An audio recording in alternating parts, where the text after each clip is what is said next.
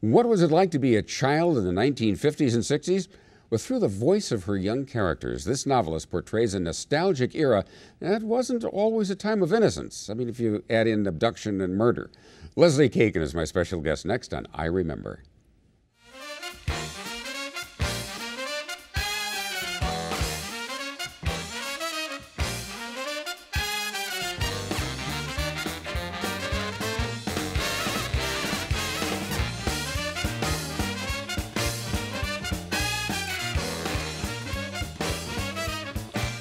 Hi, I'm Jim Peck. Welcome to I Remember.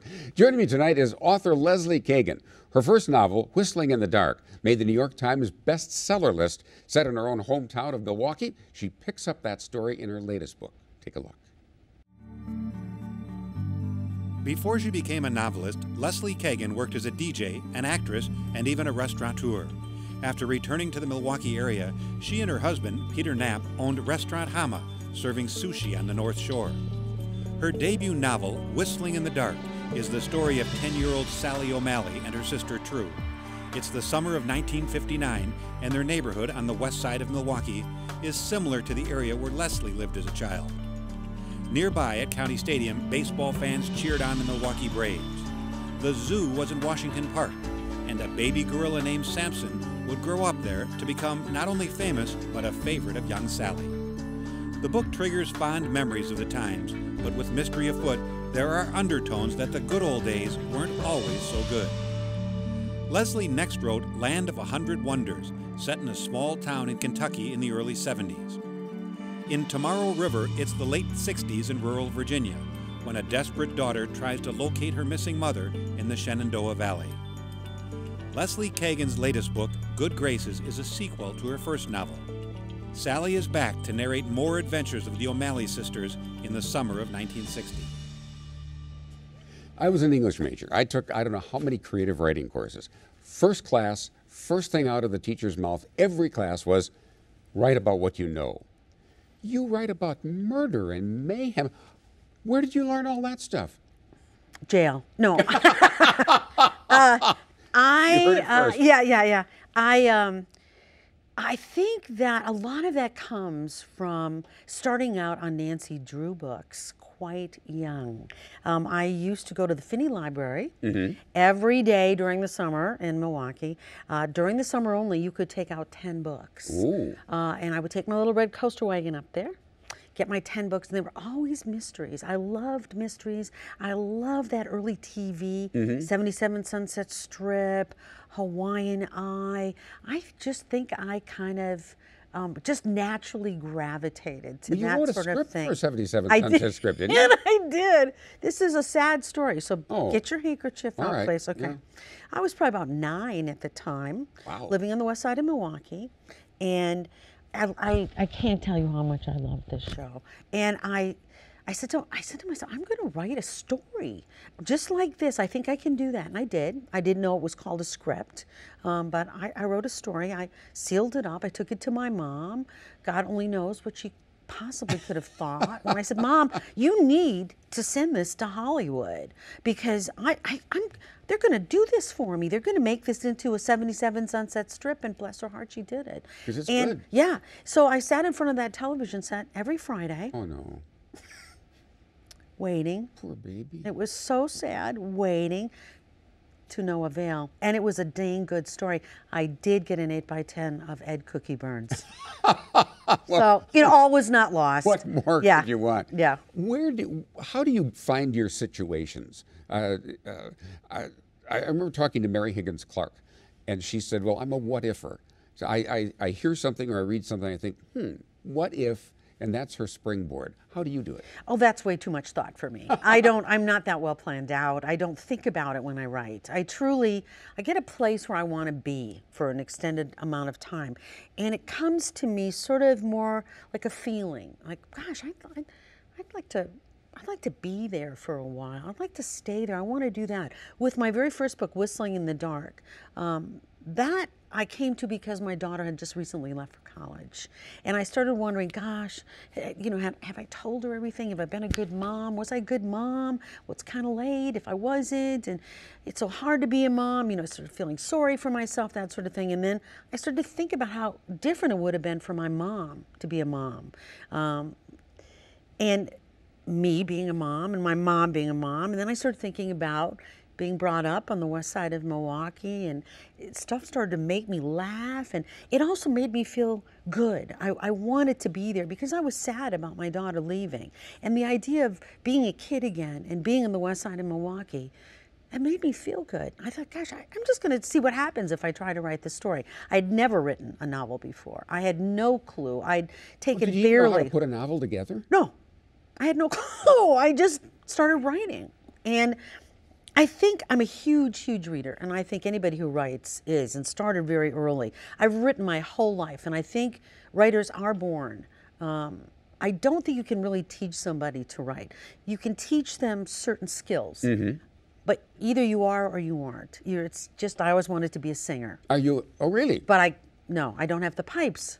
And no that was my problem too. Yes. I had everything it took but talent. Except that's it. I thought, well, okay. And I took lessons, and it was sad, and people put up with me.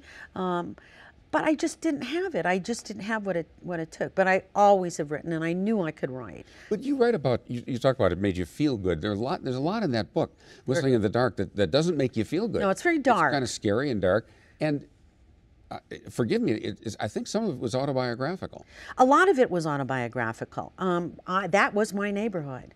Those were the kids that I grew up with. Many of the situations that took place with the two little girls and the older sister Nell were taken from my own life. So it's as if whatever you said at the very beginning, what you said at the very beginning about write what you know, that's when I did. I started out writing what I knew, and then it just sort of got away from me. Now Sally, who is I'm sorry to mean to interrupt you, Sally, who is the main character, strikes me as a lot of Lesley and Sally. Her father dies very young. Yes. Your father died very young. My father died very young. That must have been devastating. It was. I don't think there's anything that ever affects a human being as much as losing a parent when you're quite young. My father died in a car crash coming home from a Milwaukee Braves game. Oh. And I can remember saying goodbye, and I can remember the whole day. I can remember my mother receiving the call from the police. No.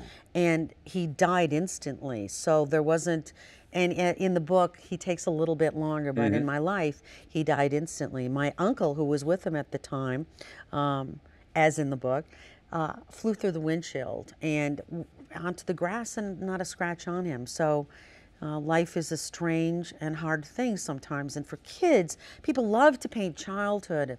Oh, the happiest days of my life. Well, then you're not remembering childhood very well. Thank you.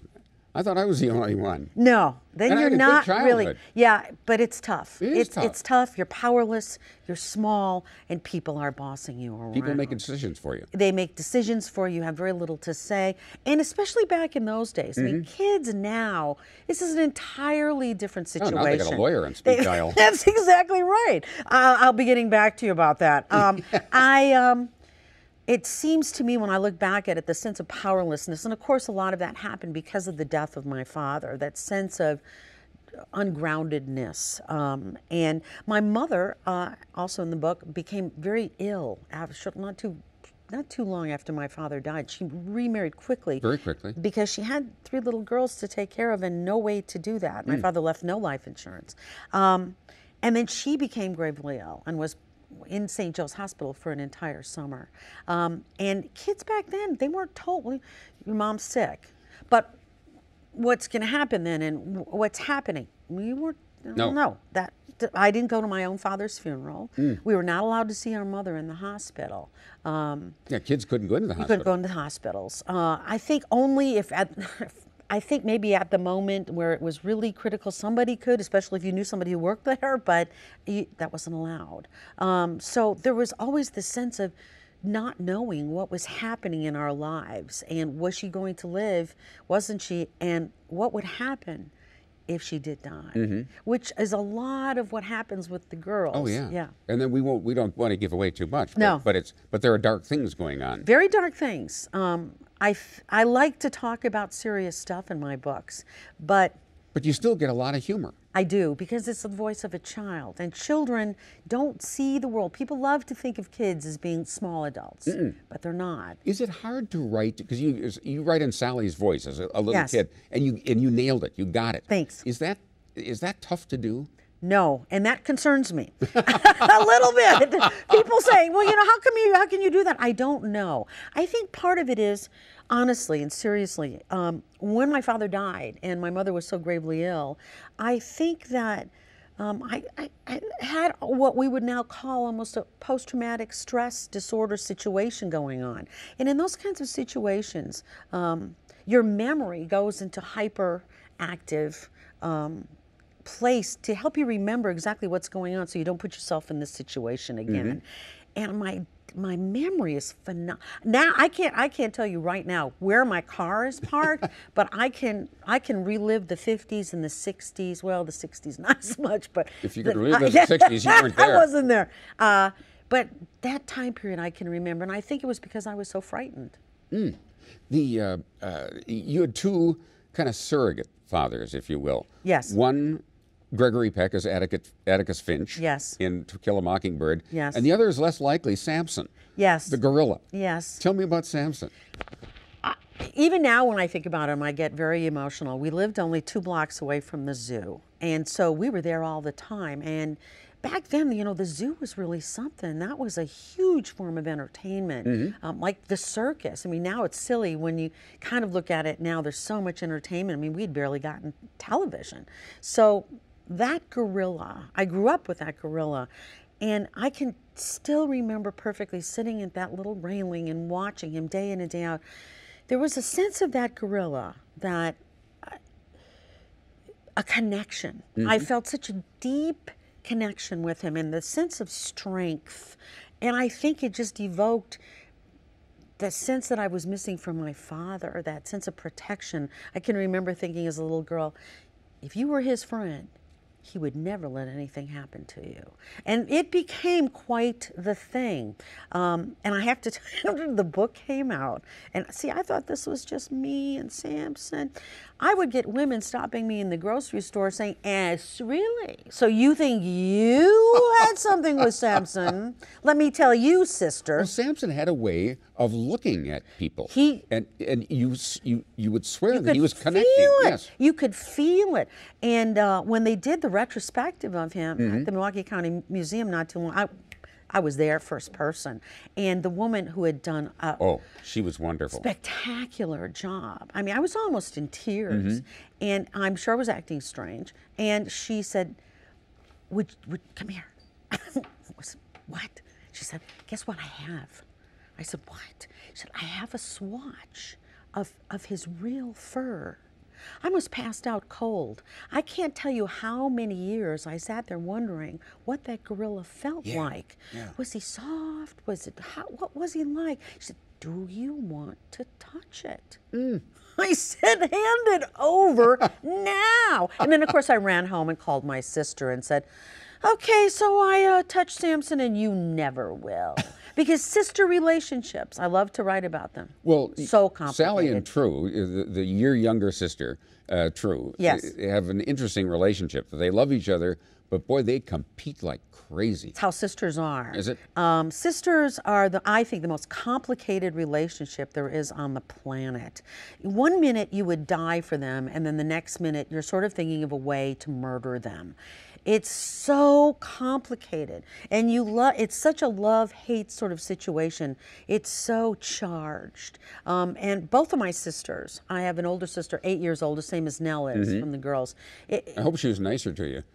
She actually was. No, she was a doll. She was actually a doll. But Nell is not so much. No. I mean, but teenagers, they were teenagers. They don't care about little kids. I mean, she had her boyfriends, my older sister did, just like Nell, and, all sorts of different things went on that It's not so much different now, Jim, as it was back then in a lot of ways. Do they object to the way you write and the way you portray them? No. No? No. I think they like it. You know, they pretend that they don't, but I know that they do. You decide to write a book. Most of us at one time or another have decided to write a book. Oh, you'd be surprised how many people. Oh, yeah. You get a couple of pages in. I was surprised. Yeah, get a couple of pages, and then it's a lot of work. It's tough. It is. You actually finished the darn thing. Yes. Now, what do? Do you have an agent? How do you sell it? Well, I had no clue because I had never done it before. Mm-hmm. I honestly finished and I thought, you know what? This is darn good. I mean, I know the stuff that I'm good at and the stuff that I'm not. You don't want me to balance your checkbook or parallel park. But, you know, any left brain activity, not so great.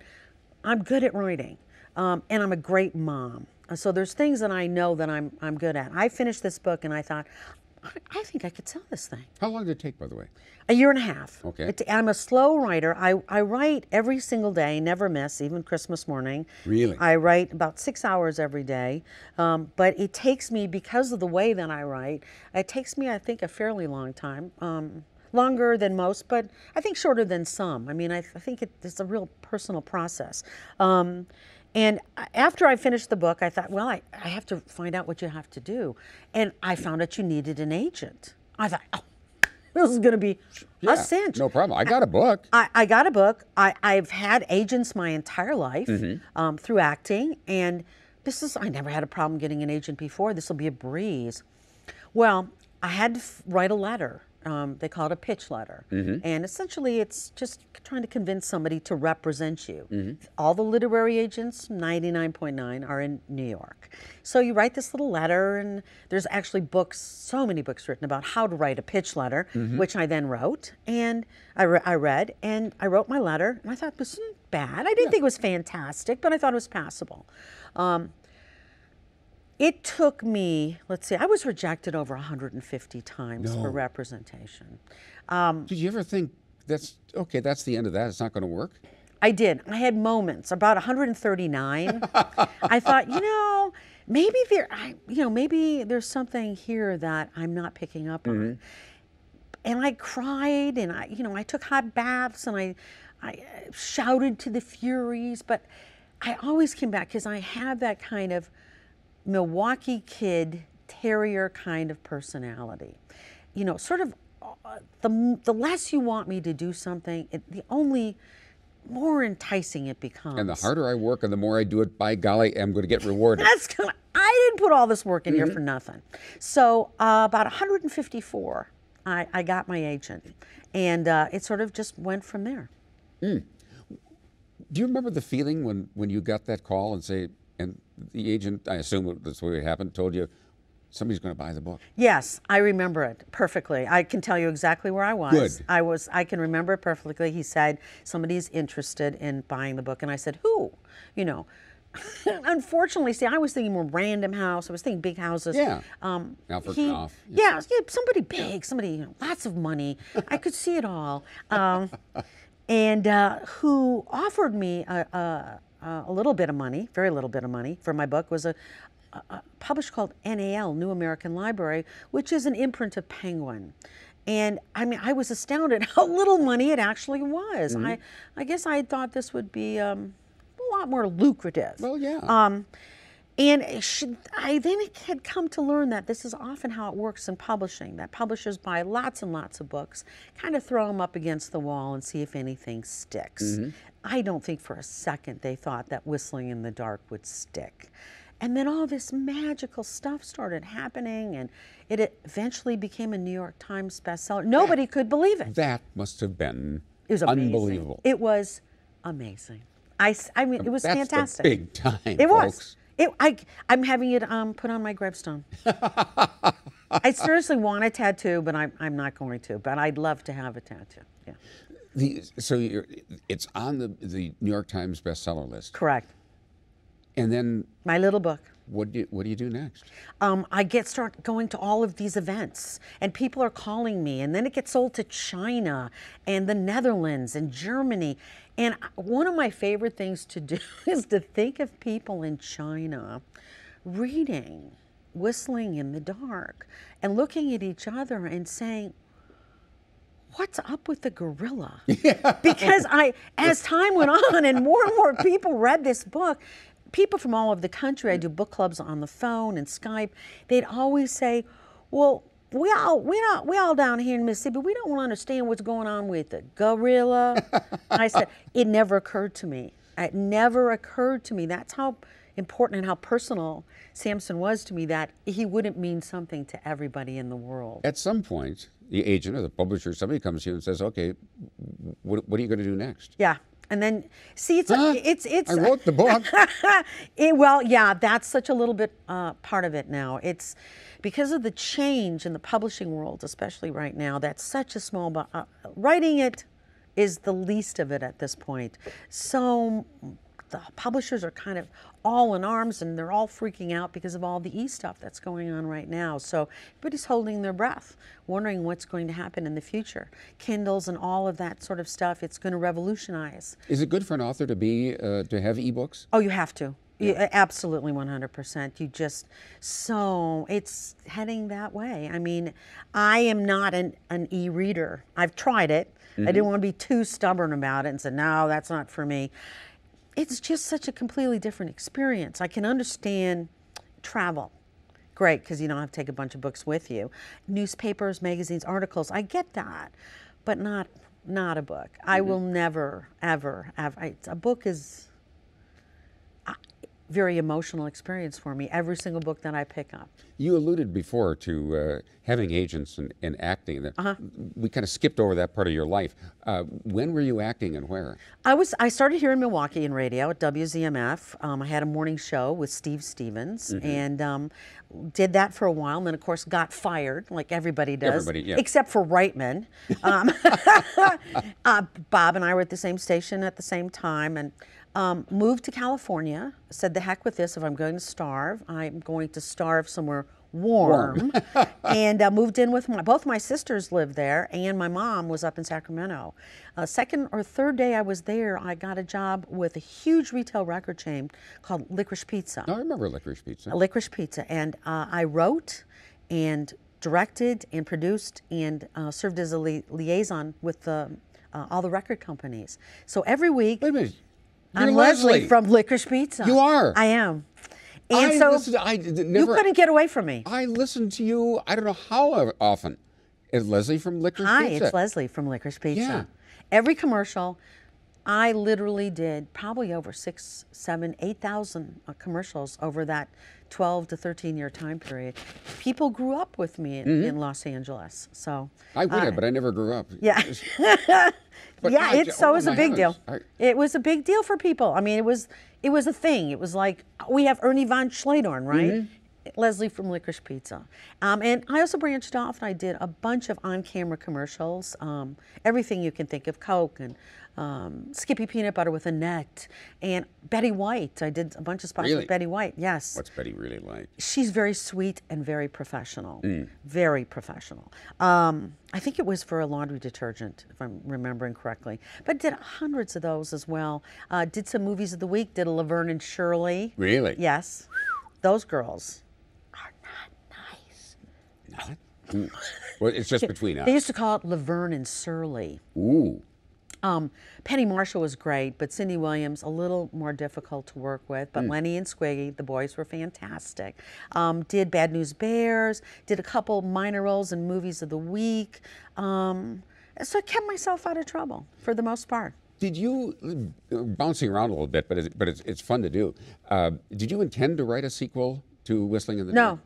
No. When I got done with Whistling and I started doing all these book clubs, which were a revelation to me, I had no idea that there were even really, I mean, I had sort of heard of them before, book clubs, but I wasn't part of one, and then I'd never gone to one. And then the first book club group got in touch and said, emailed me and said, would you come to one of our clubs? I thought, well, okay, fine. This is so much fun. I can't tell you. I mean, writing is a very solitary pursuit. I spend all day with other people that don't exist. So I've had that problem too. You know what I mean? Back to the 60s. Yeah. So to get out at night and hang out with a bunch of women, These women drink wine, Jim, and they bake, and I have so much fun. Well, you feed me. I'll show up. I'm there. I'm there. You've got food. I'm there. So book clubs were an amazing, amazing kind of thing, and they'd always say, "We love Whistling in the Dark. You should write some more about it." I went, "No, never. No, I'd rather be dead." Done that. I've done that. I don't. No, never.